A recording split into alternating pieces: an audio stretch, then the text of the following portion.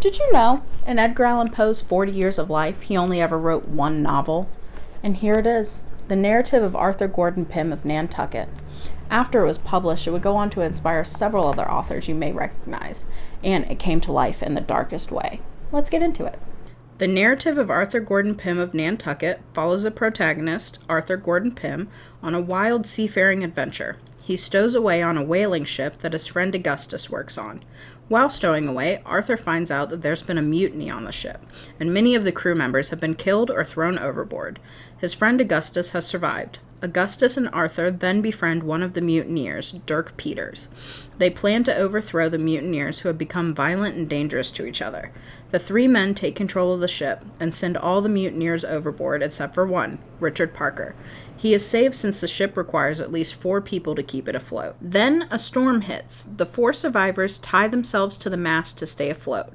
The storm knocks the ship upside down and destroys the men's shelter and access to food and water. Stranded in the ocean, the 4 men await death. After many days, the men make the ultimate decision: kill one to feed the others. Richard Parker is randomly chosen. He is killed, and the remaining 3 men eat his meat and drink his blood. Shortly after, Augustus dies of wounds from the mutiny. Eventually, Arthur and Dirk Peters are saved by a whaling ship that sees their overturned boat. The 2 men join the crew of the new ship and go whaling around the Cape of Good Hope, off the coast of Africa. Then they explore around the South Pole. They visit a small island inhabited by people. The island is mysterious, with strange plants and animals. The people of the island appear kind, and they begin trading with the whaling crew. But the islanders attack and kill all of the crew in an ambush, except for Arthur and Dirk Peters. The 2 escape by stealing a small boat and head for the open sea. They float for days, unsure of where they are. Eventually, the water becomes warm and milky white. Then they come across a huge wall of fog, and a giant white figure appears. And that's how the story ends. A short epilogue says that Arthur Gordon Pym died soon after, so the final chapters of the book were lost with him. Dirk Peters survived the entire adventure and lived the remainder of his life in Illinois. Now, if you felt that ending was abrupt, you are not alone. Jules Verne, a French author who wrote 20,000 Leagues Under the Sea and Around the World in 80 Days, felt the same way. So he wrote a sequel to the narrative of Arthur Gordon Pym of Nantucket called An Antarctic Mystery. Although he was a minor character, the name Richard Parker would live on much longer than the poor character. Poe perhaps got the name Richard Parker from a real-life mutineer executed in 1797, several years before Poe was even born.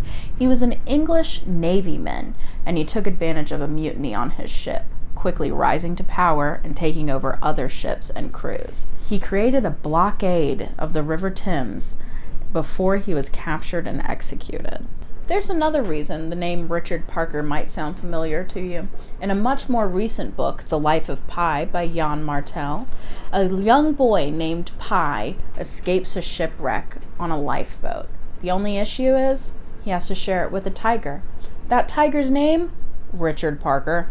But here's a real-life story that's stranger than fiction.